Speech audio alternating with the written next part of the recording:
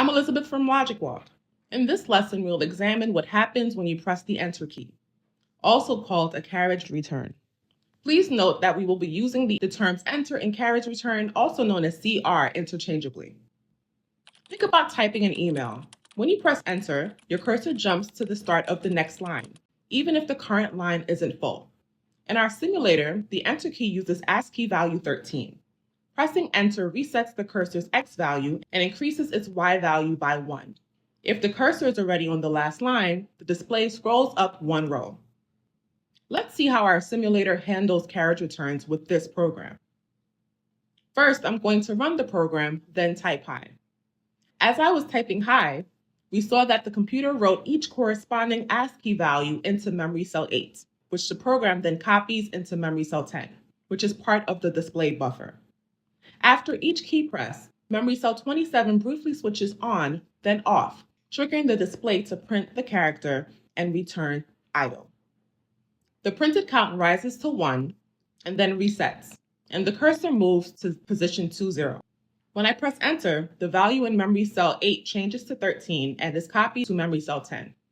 Memory cell 27 is set to on, and the number printed increases by 1, and the cursor moves to position 01. The start of the next line. And as we type more characters, we see the display print them on the next line. Let's look at a more generalized scenario of pressing the Enter key. Imagine at some time t, memory cell 10 plus p holds the value 13, the ASCII value for the Enter key. Memory cell 26 has some value n. Memory cell 27 is set to on. The display shows p characters printed, and the cursor is at position xy. If p is less than n, then at t plus 1, memory cells 10 plus p, 26, and 27 remain the same. The number printed increases by 1.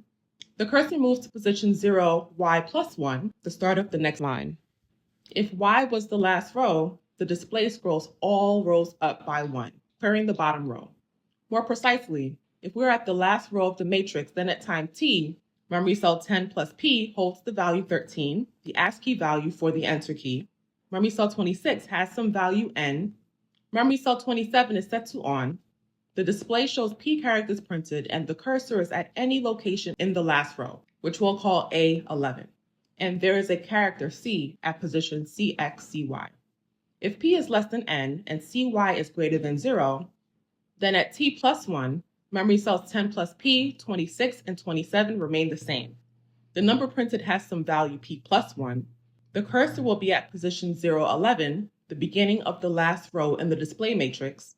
The character C that was in position CXCY now moves up one row to position CXCY minus 1. And the last row will be empty. That concludes Chapter 3. Join us in Chapter 4, where we'll discuss storage devices.